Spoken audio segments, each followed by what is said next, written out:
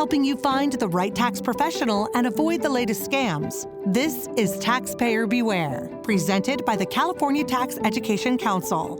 The Internal Revenue Service recently issued a consumer alert about a series of tax scams and bad social media advice that led thousands of taxpayers to file refund claims they didn't qualify for. But that's not all. Also on the radar, scammers contacting taxpayers on social media, pretending to be the IRS, and if it's not social media, sometimes through calls, emails, and texts. So how can you tell if the advice is legitimate or a scam? And if you fall victim to a scam, what can you do? Joining us is Cristela Sanchez, Senior Stakeholder Liaison with the IRS. Thank you so much for joining us. How do you know if it's really the IRS contacting you? Well, thank you, Ray and CTEC, first of all, for inviting me to share some information on scams. So how do you know if it's really the IRS? That's a good question, how to start off right now. So I'm going to share with beware of scammers posing as the IRS. Ray, identity thieves may try to contact taxpayers through fraudulent calls, emails, texts, and social media messages pretending to be the IRS. So how do you know when it's really the IRS calling? Well, let me start by sharing, Ray, with you and your audience that, the IRS initiates most contacts through regular mail delivered by the United States Postal Service. However, there are circumstances in which the IRS will call or come to your home or your business. Now, this includes when a taxpayer has an overdue tax bill, first of all, or a delinquent unfiled tax return, or has not made an employment tax deposit. Now, Ray, I wanted to share, though, and stress that these visits are from our collection or our examination departments, such as our revenue agents. However, now, even when the taxpayer will generally first receive several notices from the IRS before they call or visits, scams still take many shapes and forms, such as the phone calls, letters, and email. Ray, we're seeing many IRS impersonators. They use threats to intimidate and bully people into paying fabricated tax bills. They may even, try to threaten or to arrest or deport their would-be victim if they don't comply.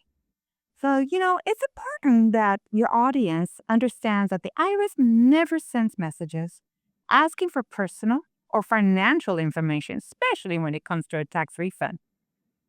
Now, scammers' messages will often direct taxpayers to click fraudulent links. They are claims, they are the IRS websites or other online tools.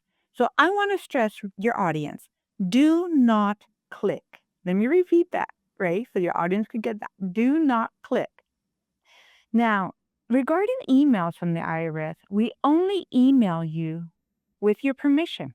Such as an example, if you are under an audit, examination from the IRS. Now, Ray, you had mentioned about phone calls. So I also want to share with your audience regarding phone calls that are under audit. So if someone sees a notice for payment or letter, IRS agents may call to confirm an appointment or discuss items for a scheduled audit. Taxpayers should know that, let's share with you, that, the IRS doesn't leave pre-recorded urgent or threatening messages. Scammers will tell victims if they don't call back, a warrant will be issued for their arrest. No. These are called scams. Now, I want to share that the private collection agency that the IRS works with may call taxpayers to collect certain outstanding inactive tax liabilities. However, only after sending written notices to the taxpayer and their representative. And I also want to share with you that the IRS and its authorized private collection agencies will never ask a taxpayer to pay using by a form of prepaid card or online gift cards. I'm sure you've seen this all over the social media and so forth. We never ask for or accept gift cards as payment for tax bills. We just don't do that. So I want to share that and let your audience be aware that taxpayers can review their IRS payments at our IRS Gov payments page for all legitimate different ways of making a payment. So that's the direction that we would love for everyone to go to.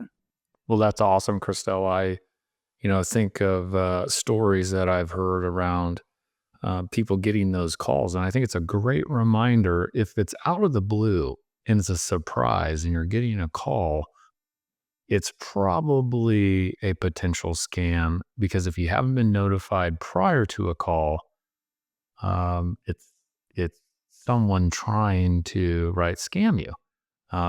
You mentioned also someone trying to fabricate a story, make threats.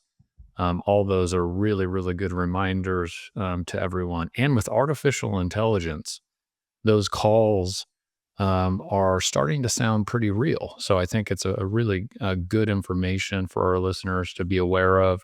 I certainly personally have received text messages to my phone number with those links that you've brought up, and certainly knew it was a scam. But it's when they're making threats via text, and sometimes it's uh, easy to click on those things and then get into this spiral of potential problems. So awesome. Thank you so much for sharing those.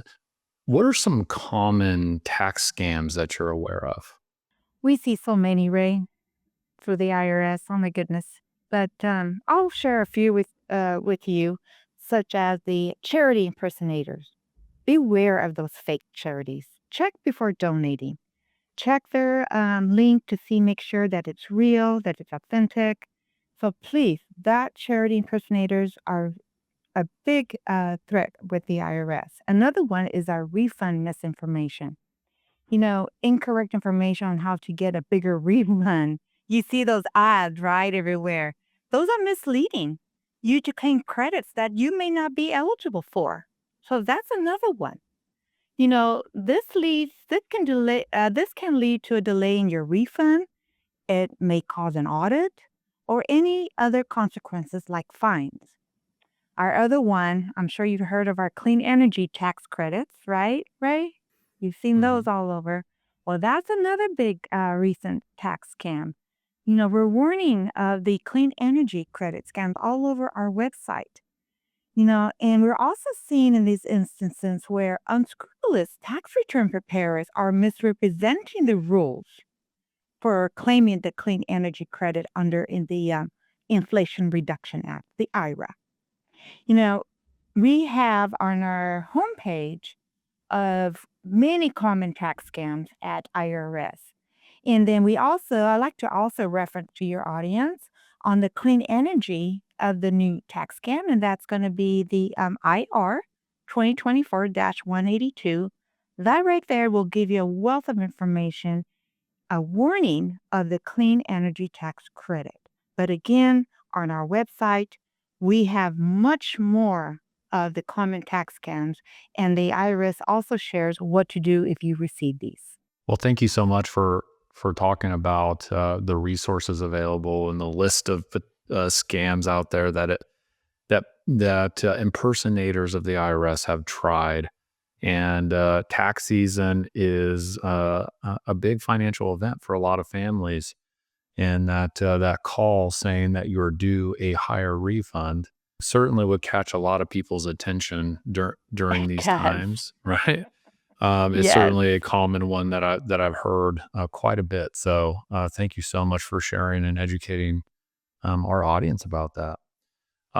What where would people go if to report one of these scams if they've received maybe a phone call or fraudulent email or a text? If someone in your audience does receive a letter, a notice from the IRS, take action. Okay, that's many. Don't ignore any letters that come from the IRS, first of all. And also make sure that it's really from the IRS. And if it's a letter, we always send out information on that letter with instructions. So follow the instructions in the letter. And here's another big one, Ray, that I always tell everyone. Keep records of all your contacts and copies of any letters that you send to the IRS. It's so important that you keep your documentation with you. And if your return is rejected by chance because that someone has already filed a fraudulent tax return using your Social Security number or a individual tax identification number, which we call an ITIN, you need to report it to us immediately.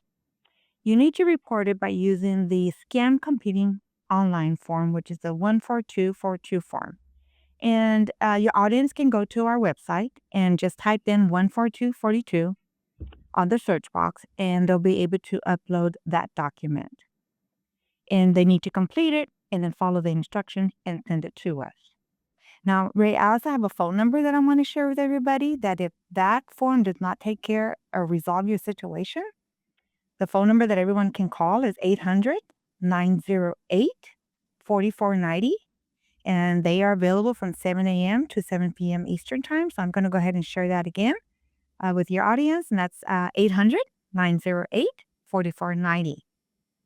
Now, Ray, I want to also share with your audience that in order to report the phone and email and other types of impersonation scams, they'll need to report these impersonation scams to the Treasury Inspector General for Tax Administration. And they do that by reporting it on our website at irs.gov. Now, here's another phone number for the TIGDA, and that is 800-366-4480 to report them. You can call that number as well. Now, to report a phone scam, you're going to need to report that to the Federal Trade Commission using the FTC Complaint Assistance. Now, here it's important that when you do send that email, that you need to put on the top IRS telephone scam in the notes so they can make sure that it is the telephone scam and the FTC will take proper actions on that. Now, if by chance someone gets a unsolicited email claiming to be from the IRS, we spoke about that. You see a lot of that. We want everyone to send those emails to phishing@irs.gov. So I know I shared a lot with you right there. So if there's something you'd like for me to repeat, I have no problem. It's just that we have different departments of where you're going to send the information to. Well, the great thing about a podcast is they can rewind it a little bit and grab those numbers and those resources. And so that's super helpful to all of our listeners. And I really appreciated the reminder about sometimes the scams aren't just a phone call, email, or text. There's actually fraud that happens in claiming credits that you're not legally qualified to receive. And I think it's important. It is upon the taxpayer's responsibility to understand, right, what you're signing. So if someone is offering a larger refund or marketing to be able to get you a certain size refund or promising to get you a refund, it's probably too good to be true. And as you recommended, as a reminder, we do recommend, even if that return was filed and accepted, to file an amended return to avoid penalties and interest. So appreciate the info. Yeah. Yeah. Thank you. So thank you so much, Christella. And again, it's something we cannot stress enough. You will need, you're not going to get in trouble with the IRS or the California Franchise Tax Board for reporting scammers, even if they prepared your return. So we just mentioned a little bit about potential credits, right, that you weren't eligible for. The IRS and Franchise Tax Board depend on these reports from the public. And if you mistakenly hire a fraudulent tax preparer, again, there's a list of tax preparers who can help you amend your tax return at ctech.org or irs.gov. We also have other episodes on how to find the right tax pro for you, available to download on taxpayerbeware.org. So just know that you have lots of resources there to help you. Christella, do you have any closing remarks that you'd like to add? Well, I have one more comment to make, and I'll go ahead and give you guys a closing remark. So, I just want to share with your audience that, to avoid these penalties and potential follow-up actions by the IRS, like you had mentioned, filing an amended return. So, taxpayers who incorrectly file for these claims need to promptly do submit an accurate tax return without these claims that they don't qualify for. So, I just want to stress that if this does happen to you, please visit irs.gov. We have tools that if you should file an amended return and how to determine if they should file an amended return on their own.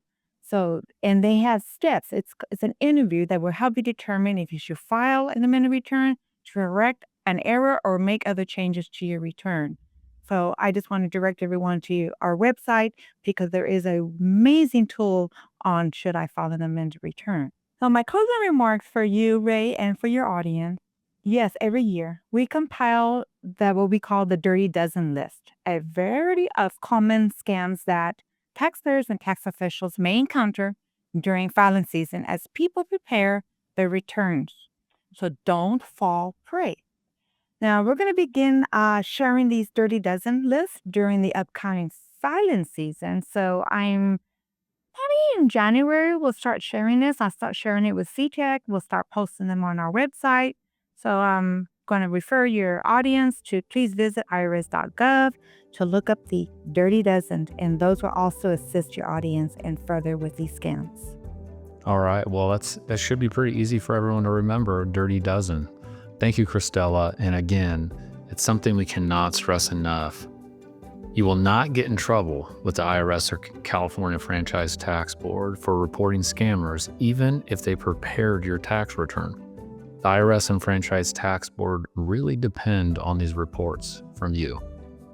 If you did mistakenly hire a fraudulent tax preparer, again, there's a list of tax preparers who can help you amend your tax return at ctec.org or irs.gov. We also have other episodes on how to find the right tax pro for you available to download at taxpayerbeware.org.